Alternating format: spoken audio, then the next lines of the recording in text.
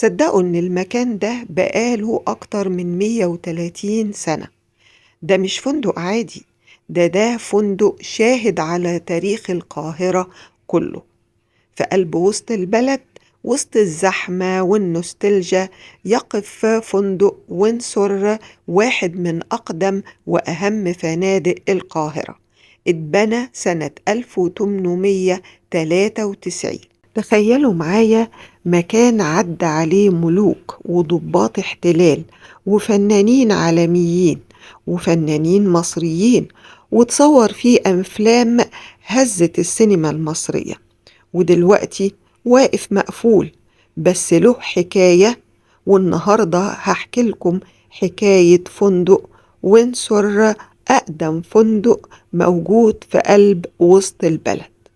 وقبل ما نبدأ الحكاية، ما تنسوش اللايك والشير والسبسكرايب للقناة، وتفعلوا زر الجرس عشان يوصل لكم كل جديد. ويلا بينا نبدأ حكاية الفندق.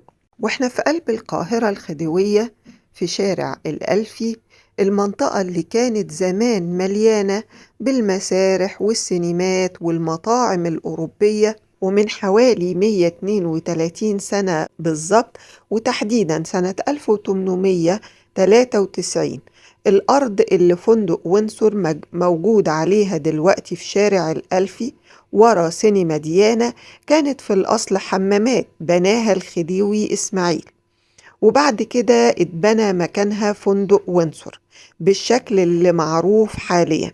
وكانت المنطقة حواليه مليانة سينمات ومسارح ومطاعم شيك.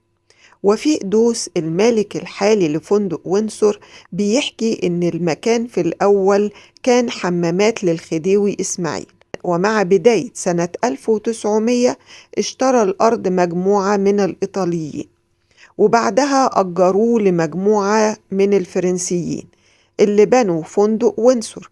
وبعد فترة طويلة الفندق انتقل إدارته لسويسريين، ولسه الطابع السويسري واضح في الديكور الداخلي لحد النهاردة. وطبعا ده هيبقى مرفق في الفيديو صور للفندق، لأن الفندق مغلق لحد الآن. ومع بداية 1962 عيلة دوس اشترت الفندق كله، وبقى الفندق ملك ليهم بالكامل. وبيحكي إن كمان وفيق دوس، السويسريين كانوا بيعتبروا الفندق واحد من العيلة، وما باعوهوش غير لما اتأكدوا إن اللي هيملكه هيحافظ عليه. ولما قرروا يبيعوه كانوا بيبحثوا عن أصول المشترين قبل البيع، وحين طلب والدي شراءه وافقوا وباعوه له. وكنت وقتها أدرس بالجامعة. وفي سنة 1962 عائلة دوس المصرية اشترت الفندق بالكامل، ومن ساعتها وينسور بقى مصر الهاوية. وعلى فكرة عائلة دوس ليهم عمارة كبيرة أو عمارتين في شارع 26 يوليو، وأنا عملت عنهم قبل كده فيديو موجود على الصفحة. فندق وينسور بيتكون من 6 طوابق، بخلاف الطابق الأرضي اللي بيضم الريسبشن.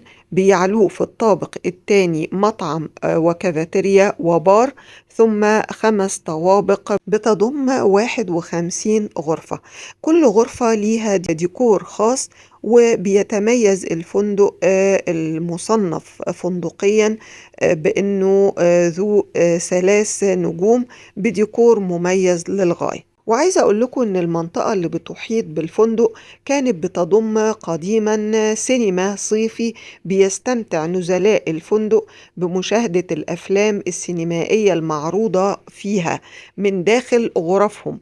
وبيجاور الفندق مطعم القرصال، وأمامه مطعم سان جيمس بيضم حديقة كبيرة يمكن تناول الطعام داخل. وعايزة أقول لكم إن كان في الطابق الأول من الفندق كان بيوجد مطعم مشهور بيسمى بريزيانا، كانت له قصة، وبعدين بعد كده أممته الحكومة وحولته إلى معرض للمفروشات، وأغلق وتحول بعدها إلى سنترال الألفي.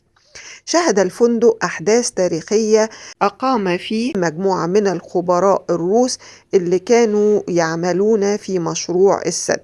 أقام فيه مجموعة من الضباط الإنجليز واتخذوه ناديا لهم خلال أحداث الحرب العالمية الثانية وفي فترة بناء السد العالي في أسوان. وكمان نزل فيه المغني الفرنسي العالمي جورج موستاكي.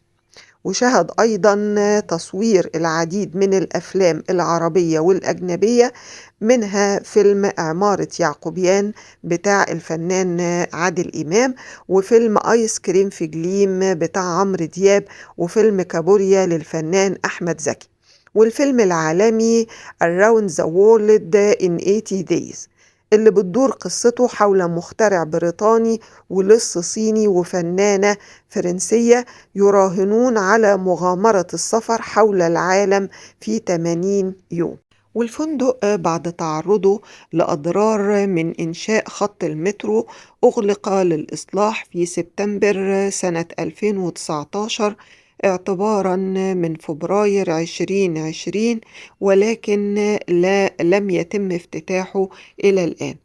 بصراحة يا جماعة عايزة أقول لكم إن أنا وأنا بصور المكان ده كنت حزينة جدا على هذا المبنى العتيق الجميل، اللي لو رحتوا وشفتوه فعلا هتحسوا إن هو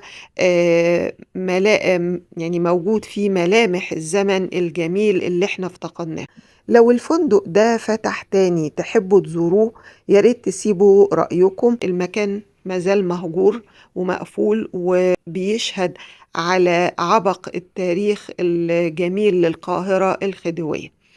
يا رب تكون جولتي عجبتكم، وما تنسوش إن أسرار وحكايات وسط البلد معايا أنا مولي الحشاش، وأشوفكم في جولات جديدة. باي باي.